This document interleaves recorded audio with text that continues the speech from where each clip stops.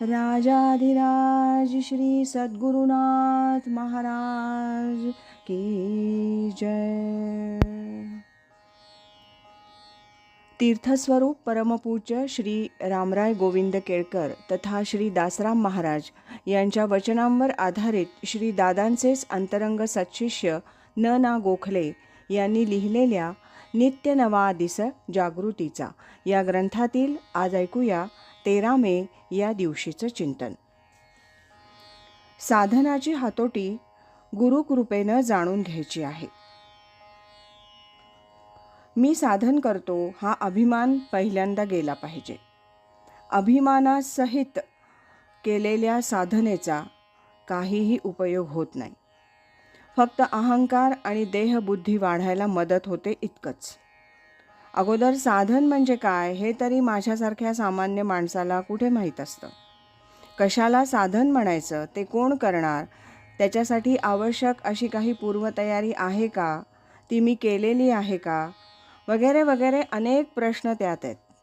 त्याची उत्तरं मी शोधतो म्हणून सापडत नाहीत. ती सद्गुरूंच्याकडून कृपारूपानं येतात. सर्व संशय निराकरण झाल्याशिवाय यथार्थतेनं साधन होऊ शकत नाही. सर्व भावेन भारत, सर्व भाव एकवटून उपासना कर असं भगवंत सांगतात. संशय आला की भावात न्यूनता आली. परमेश्वर दुरावला. मामेकम शरणम व्रज, फक्त मला एकट्याला शरण ये. मला म्हणजे अहंकारानं देव म्हणत नाही, चैतन्य रूपाला म्हणतात. अव्यभिचारी वृत्तीनं साधन झालं पाहिजे तर ते खरं साधन. पुन्हा साधन कोणतं करायचं हा प्रश्न राहतोच.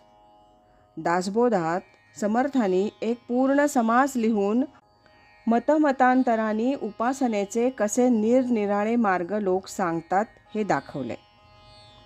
माऊलींनीही ज्ञानेश्वरीत सांगताना जैसा उदेला गभस्ती अशेषही मार्ग दिसती ती तुकेही काय चालिजेती सांग पार्था, असं म्हणून एकाच मार्गाची निवड करायला सांगितलंय.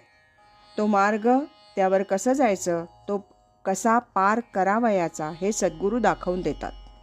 त्या मार्गावर आणून सोडण्याचं काम ते शिष्यावरील प्रेमानं करतात.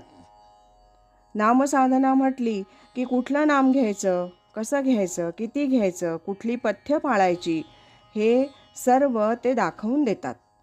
त्यांच्या कृपेशिवाय साधन सुरूच होत नाही, प्रगती दूरच राहिली. म्हणून गुरुकृपेनं साधनाची क्रिया मार्ग समजतो, अन्यथा नाही. मग सुरुवातीला आम्ही काय करायचं हा प्रश्न राहतो. त्यासाठी सद्गुरूंची, परमेश्वराची प्रार्थना करून गुरुकृपा व्हावी म्हणून यथामती साधन सुरू करायचं.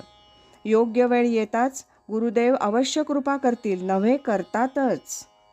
तेवढा धीर मात्र ठेवला पाहिजे. राजाधिराज श्री सद्गुरुनाथ महाराज की जय.